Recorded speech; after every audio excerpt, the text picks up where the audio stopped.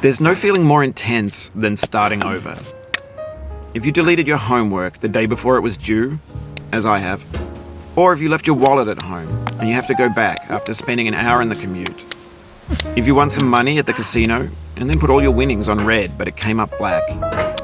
If you got your best shirt dry cleaned before a wedding and then immediately dropped food on it. If you won an argument with a friend and then later discovered that they just returned to their original view. Starting over is harder than starting up. If you're not ready for that, like if you've already had a bad day, then what you're about to go through might be too much. Feel free to go away and come back. I'll be here. Alright, thanks for coming with me on this trip. I'll understand if you have to take a break at any point. Just find a safe place to stop and quit the game. Don't worry, I'll save your progress, always, even your mistakes. This game is a homage to a free game that came out in 2002, titled Sexy Hiking. The author of that game was Jazzuo, a mysterious Czech designer who was known at the time as the father of B games. And B games are rough assemblages of found objects. Designers slap them together very quickly and freely, and they're often too rough and unfriendly to gain much of a following. They're built more for the joy of building them than as polished products. In a certain way, Sexy Hiking is the perfect embodiment of a B game.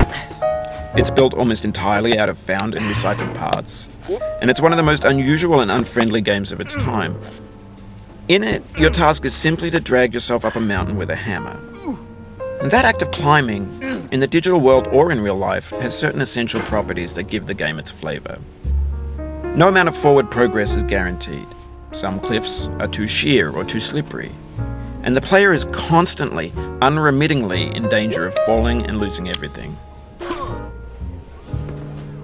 Anyway, when you start Sexy Hiking, you're standing next to this dead tree that blocks the way to the entire rest of the game. It might take you an hour to get over that tree, and a lot of people never got past it. You prod and you poke at it, exploring the limits of your reach and your strength, trying to find a way up and over. And there's a sense of truth in that lack of compromise. Most obstacles in video game worlds are fake. You can be completely confident in your ability to get through them once you have the correct method or the correct equipment or just by spending enough time. In that sense, every pixelated obstacle in Sexy Hiking is real. The obstacles in Sexy Hiking are unyielding, and that makes the game uniquely frustrating. But I'm not sure Jazzuo intended to make a frustrating game. The frustration is just essential to the act of climbing, and it's authentic to the process of building a game about climbing. A funny thing happened to me as I was building this mountain. I'd have an idea for a new obstacle, and I'd build it, test it, and it would usually turn out to be unreasonably hard. But I couldn't bring myself to make it easier.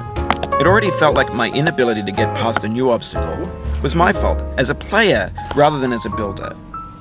Imaginary mountains build themselves from our efforts to climb them, and it's our repeated attempts to reach the summit that turns those mountains into something real. When you're building a video game world, you're building with ideas, and that can be like working with quickset cement. You mold your ideas into a certain shape that can be played with, and in the process of playing with them, they begin to harden and set until they're immutable, like rock. And at that point, you can't change the world. Not without breaking it into pieces and starting fresh with new ideas. For years now, people have been predicting that games would soon be made out of prefabricated objects, bought in a store and assembled into a world. And for the most part, that hasn't happened, because the objects in the stores are trash. I don't mean they look bad or that they're badly made, although a lot of them are. I mean they're trash in the way that food becomes trash as soon as you put it in the sink. Things are made to be consumed and used in a certain context, and once the moment is gone, they transform into garbage. In the context of technology, those moments pass by in seconds. Over time, we've poured more and more refuse into this vast digital landfill that we call the internet. It now vastly outnumbers and outweighs the things that are fresh and untainted and unused. When everything around us is cultural trash, trash becomes the new medium, the lingua franca of the digital age. And you can build culture out of trash, but only trash culture. B games, B movies, B music, be philosophy. Maybe this is what digital culture is. A monstrous mountain of trash, the ash heap of creativity's fountain. A landfill with everything we ever thought of in it. Grand, infinite, and unsorted.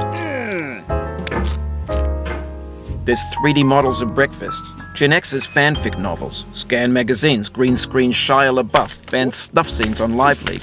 Facebook's got lifelike bots with unbranded adverts and candid shots of Kanye and Taylor Swift mashups, car crash epic failed GIFs, Russian dashcam vids, discussions of McRibs, discarded, forgotten, unrecycled, muddled, rotten, untitled. Everything's fresh for about 6 seconds, until some newer thing beckons, and we hit refresh. And there's years of persevering, disappearing into the pile, out of style, out of sight.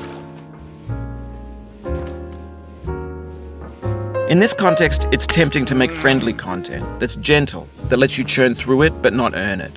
Why make something demanding if it just gets piled up in the landfill, filed in with the bland things?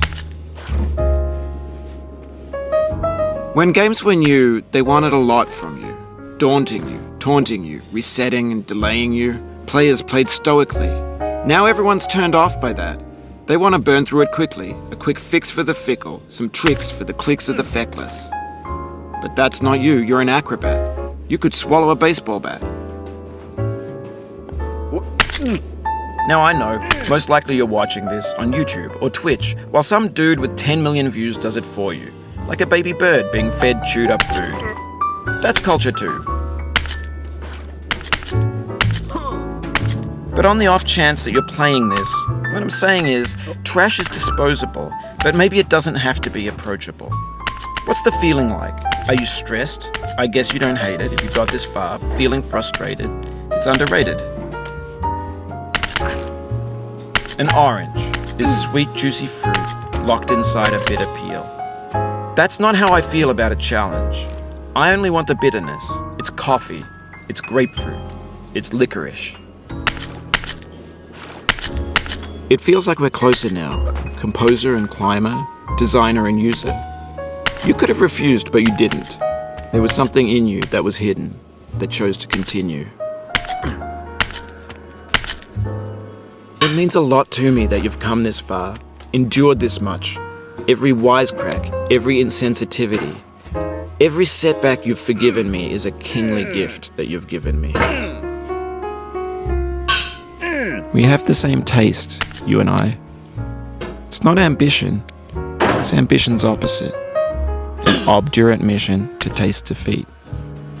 You'll feel bad if you win, so I put this snake in for you. Have you thought about who you are in this? Are you the man in the pot, Diogenes? Are you his hand?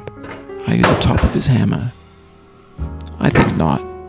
Where your hand moves, the hammer may not follow, nor the man, nor the man's hand.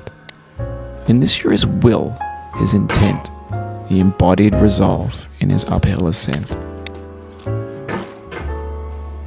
Now, you've conquered the ice cliff, the platforms, the church, and the rectory, the living room and the factory, the playground, construction site, the granite rocks, and the lakeside. You've learned to hike. There's no way left to go but up, and in a moment I'll shut up. But let me say, I'm glad you came. I dedicate this game to you, the one who came this far. I give it to you with all my love.